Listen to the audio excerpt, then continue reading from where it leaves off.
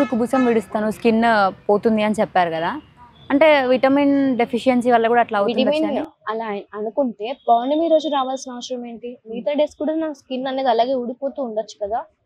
అలాంటి ప్రాబ్లమ్స్ ఉంటాయి కనుక. అంటే అట్లా పౌర్ణమి రోజు ఎన్నిసార్లు జరిగింది మీకు అట్లా? ఇప్పటికైతే నాకు 18 years పడ్డప్పటి నుంచి స్టార్ట్ అయింది. నేను ఆల్రెడీ చెప్పాను, మీకు ఏమన్నా స్కిన్ ప్రాబ్లమ్స్ ఉంటాయి కనుక మనకి రిపోర్ట్స్ లో క్లియర్ గా వస్తుంది. ప్రతి నెల పౌర్ణమి వస్తూనే ఉంది. స్కిన్ డిసీజ్ ఉన్నప్పుడు కామన్ అనుకోవచ్చు, అది నార్మల్ అని వస్తుంది. దానికి అర్థం ఏంటి మీరే చెప్పండి. నార్మల్ అని వచ్చింది రిపోర్ట్స్ లో.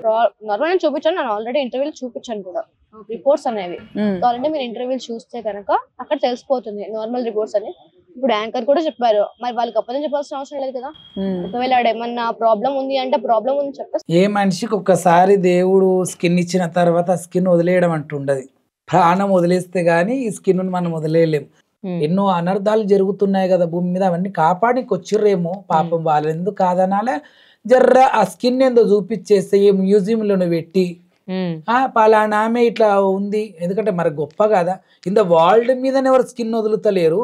మనకి అతి దగ్గరలో కూడా మ్యూజియం ఉంది, మంచిగా ఆమెనన్నా పెడతాం తీసుకపోయాలా, లేకపోతే స్కిన్ అన్న తీసుకపోయి దానికి తలిగేసి మంచిగా ప్రేమ కట్టించి ఓ ఇది మనిషి స్కిన్ ఇలా ప్రతి పౌర్ణమికి వదులుతుంది పలానా ఆమెను. ఎందుకంటే అటు 7 తారాలు ఇటు 7 తారాలు చెప్పుకోవడానికి ఉండాలి కదా, కనీసం ఎప్పుడో చచ్చిపోతే చెప్పలేము. మీరు తనని చూసినప్పుడు తనే అని ఎలా ఫిక్స్ చేసుకున్నారు? ఫస్ట్ అయితే ఫోటో చూసినప్పుడు ఆ సిమ్టమ్స్ అనేది గుర్తుంటుంది కదా, వాటి అంటే వైబ్రేషన్స్ కానీ ఇప్పుడు మనకి హార్ట్ తెలిసిపోతుంది కదా. తెలిసినప్పుడు తను ఫస్ట్ అయితే చెప్పలేదు, చెప్పకపోయేసరికి నేను కన్ఫర్మ్ చేసుకుని గట్టిగా అడిగితే అప్పుడు చెప్పాడు. తర్వాతే మాకు జరిగింది తను రాసుకోవడం జరిగింది, దానికి సంబంధించిన సాక్ష్యాలు ఉన్నాయి కాబట్టి నేను నమ్మాను. సాక్ష్యాలు ఉన్నాయి, సాక్ష్యాలు ఏంటో ఒక 2 చెప్తారా మాకు? అది అనేది మాకు సంబంధించింది, అంటే జనాలకి అంటే గుర్తుపట్టడానికి ఏమన్నా మాకు? నేనైతే కాళ్ళకి మచ్చ చూసాను, తర్వాత వచ్చేసి నాకున్న సిమ్టమ్స్ తనకి సేమ్ ఉన్నాయి. ఓకే, సిమ్టమ్స్ అంటే అర్థమైంది కదా, ఇప్పుడు నాకున్న ప్రాబ్లమ్స్ ఎవ్రీథింగ్ తనకు ఉన్నాయి కాబట్టి అలా కన్ఫర్మ్ చేసుకున్నాను. కాలుకున్న మెయిన్ మచ్చ, కాలుకున్న మచ్చ అది ఎవరికి ఉండదు.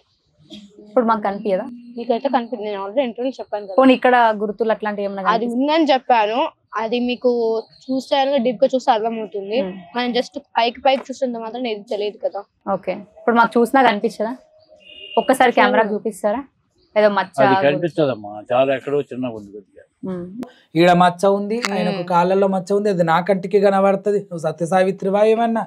గత జన్మలో మీకు పరిచయం ఎట్లా జరిగింది చెప్తాది అమ్మాయి, ఒకసారి చెప్పరా? అంటే మీరు చెప్పొచ్చు కదా, అమ్మాయి చెప్తా. మొత్తం అమ్మాయి చెప్పాలా? నేను ఫస్ట్ నుంచి చెప్తున్నాను కదా, ఇప్పుడు ఫస్ట్ వినాలని మాకు ఉంటుంది కదా. సో చెప్పండి సార్. గత జన్మలో ఆ టెంపుల్ దగ్గర ఒక కోనేరు ఉండేది, ఆ కోనేరు దగ్గర నుంచి నీళ్లు తీసుకొచ్చి శివలింగం మట్టితో తయారు చేసి దానికి అభిషేకాలు చేసేవాళ్ళం. మీ ఇద్దరా? ఓకే. ఎంతో మంది నాగకన్యలు వచ్చి ఆ కోనేరులో స్నానం చేసేవాళ్ళు, అంటే జలకలాడడం. వివాహారానికి పోయినప్పుడు అక్కడి నుంచి పరిచయం కొన్ని చెప్పకూడదు స్వామి. ఓకే, అంటే అక్కడి నుంచే మీ ప్రేమ మొదలైందా ఆ జన్మల? అంటే చూడగానే ఇట్లా ఆకర్షింపబడ్డారా అప్పుడు? అంటే ఎట్లా? ఆకర్షణ లేదు, ఏం లేదు. దైవానికి సంబంధించిన వాళ్ళు చేస్తున్నప్పుడు వాళ్ళ నాన్నగారి ద్వారా నాగరాజు వాళ్ళ నాన్నగారు ముందు పుట్టిండేమో, ఆమె జర లేటుగా వచ్చింది. మా జన్మలకెళ్ళి రావడానికి బస్సు దొరకలేదొచ్చు, రైలు దొరకలేదొచ్చు, కారు దొరకలేదొచ్చు. మరి ఆ జన్మ దేవతలు కదా, వాళ్ళకి ఈ జనరేషన్తో సంబంధం ఏంది మనుషులతో? లేకపోతే ఎగురుతూ వచ్చిందేమో, మాయమైతూ వచ్చిందేమో, మధ్యలో ఎవడన్నా మాయగాడు జరిసే బంధించిండేమో ఈమెను సీసాలకి, ఇట్లా చెప్పలేం కదా మ్యాటర్ మనం. కాబట్టి ఇక ఆయనకు జర ఫాస్ట్గా సిగ్నల్ దొరికిందేమో, ఈ లోకంకు ఆయనున్న లోకంకి సిగ్నల్ దొరికినట్టుంది. జల్ది వచ్చేసిండు, జల్ది ముసలోడు అయ్యిండు. ఆమె జర లేట్ వచ్చింది. కానీ వాళ్ళు నాగదేవతలు అనాలంటే మరి ఇద్దరు మ్యారేజ్ చేసుకోవాల్సిందే. పాపం వీళ్ళు 3 జన్మలతో పాటు వీళ్ళు ప్రియునిగా ఉంటున్నప్పుడు మనమందరం కలిసి పెళ్లి చేయాలి, ఇది మన బాధ్యత. దైవ కార్యం చేయడానికి దేవుడు మిమ్మల్ని పుట్టించినప్పుడు ఈ జన్మలో కూడా మీరు దైవ కార్యం చేయాలి అంటే మళ్ళీ మీరు భార్యాభర్తలు అయితేనే దైవ కార్యం చేయగలగాలి. అట్లా మీరు భార్యాభర్తలు కానప్పుడు మీ ఇద్దరికి ఎలాంటి సంబంధమే లేనప్పుడు మీ ఇద్దరు దైవ సంకల్పం కాదు అని నేను అంటా. అదే నిజం కూడా. అక్క ఇప్పుడు దానికి పెళ్లి అయిపోయింది, అవును పెళ్లి అయిపోయిన అతన్ని దేవుడు ఏమన్నా పిచ్చోడా చెప్పు? దేవుడు నువ్వు బ్లేమ్ చేయడానికి పెళ్లి అయిపోయినా ఎట్లా తీసుకుని జతపరుస్తాడు దేవుడు? నువ్వు చెప్పు, దేవుడు ఎట్లా జతపరుస్తాడు చెప్పు? దైవ కార్యం అయినప్పుడు ఈ అబ్బాయికి పెళ్లి కావద్దు, ఈమె కోసం పుట్టించిండు కాబట్టి వాడు అట్లనే ఉండాలి. ఈయన పెళ్లి చేసుకుని ముసలోడు అయిపోతాడంట. అంటే నేనేమంటున్నాను, ఈ లోకంకు వాళ్ళు వచ్చే లోకంకి ఈయనకు సిగ్నల్ దబ్బుని అందింది.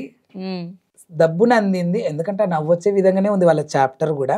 కాబట్టి అలాగా సిగ్నల్ అందింది దబ్బుని. ఈమె గురించి ఎవరు వెయిట్ చేస్తారని దబ్బుని, ఎందుకంటే పెళ్లిళ్ళు ఎన్నైనా చేసుకోవచ్చు అనుకున్నాడు ఏమో పాపం, మరి ఆ లోకంలో అట్లా ఉంటది అనుకుంటా దబ్బుని చేసేసుకున్నాడు. సార్ మీ ప్రయత్నం దేనికోసం ఇదంతా? ఇప్పుడు ఈ గత జన్మ రహస్యం కేవలం టెంపుల్ విగ్రహాల బయటికి కోసం తీయాలా, మాత్రమే. అంటే విగ్రహాలు బయటికి తీసి అభిషేకాలు చేసి పునఃప్రతిష్ఠ చేయాలా, పద్మనాభ స్వామి టెంపుల్ ఆరోగ్య తలుపు తెరవాలి. ఆ రెండే మా టార్గెట్, ఏం లేదు. అది వీటి వల్ల జరుగుతుంది. ప్రళయం, ప్రజలు వినాశనం, దాని నుంచి కలియుగం అంతం కాకుండా కాపాడడం కోసం అది తీయాలనుకుంటున్నాం.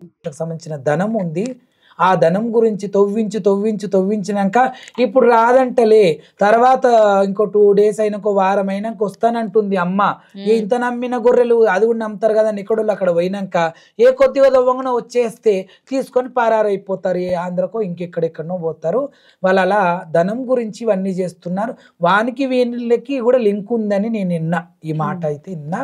నిజంగానే ఉంది కాబట్టే మరొక మీడియా అందరు కూడా మీడియా సమావేశం పెట్టినప్పుడు రావాలి కదా, తను తప్పించుకుంటాడు. ఇప్పుడు మాట్లాడామంటే ఆమె కూడా గుండె అదురు పుట్టింది చూడండి. నాగస్వరం పెడితే నా మైండ్ చాలా ఇదైపోతుంది అని చెప్పా.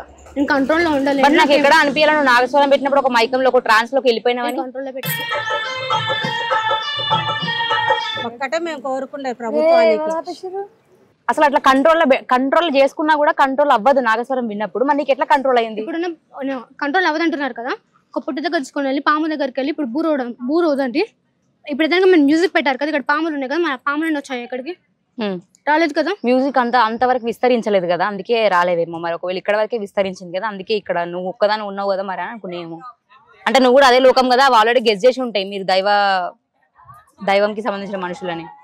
నేను విజయనగరానికి తీసుకొని అక్కడికి వెళ్ళిన తర్వాత నేను మొత్తం మీకు పంపిస్తాను, ప్రూఫ్స్ అని పంపిస్తాను. అప్పుడు విగ్రహం తీసిన తర్వాత మీరు నమ్మండి. ఇంకా అంతకుమించి నేను ఎవరికి ఏం చెప్పలేదు, ఎందుకంటే అందరూ నాకు ఫేక్ అని చెప్తున్నారు. ఓకే, మీ అనుకున్న దానికి మీరు ఫేక్ అనుకుంటున్నారు, ఓకే, నేను ఏం అనదలుచుకోలేదు, నేను ప్రూవ్ చేసుకుంటా అని చెప్తున్నాను. ఓకే, ఒక రూములో బందీ చేసి నాగస్వరం ఊదితే అప్పుడన్నా ఆమె పాము అయిపోవాలా. మనం ఏదో చిన్న రంధ్రంలోకి వెళ్ళి చూద్దాం, అందరూ చూస్తుండగా కాకు, ఒక చిన్న రంధ్రంలోకి వెళ్ళి చిన్న వీడియో తీసుకుంటాం, పాముగా మారింది చాలు, మాకంతే రుజువు కావాలి. లేదా నేను నాలుకేనన్నా పాములాగా 2 నాలుకేళ్ళు ఎక్కడైనా చేస్తూ 2 నాలుకేళ్ళు ఒకటే నాలుక ఉంది కానీ 2-3 రకాల నాలుకేలాగా మాటలు ఉన్నాయి, తిప్పి మాట్లాడటం. నేను అది ఎప్పుడన్నా, నేను ఇది ఎప్పుడన్నా, ఆయన నా ప్రియుడే కానీ నేను పెళ్లి చేసుకుంటానా చేసుకోను. ఖచ్చితంగా అందరికి దమ్ముంటే ఆ ముసలోడు ప్రియుడాన్ని ఒప్పుకుంది, ఆమెనే ఒప్పుకొని ఆమెనే ప్రచారం చేసింది కాబట్టి పెళ్లి చేస్తే పీడబోతుంది అనే ప్రకటిస్తుంది.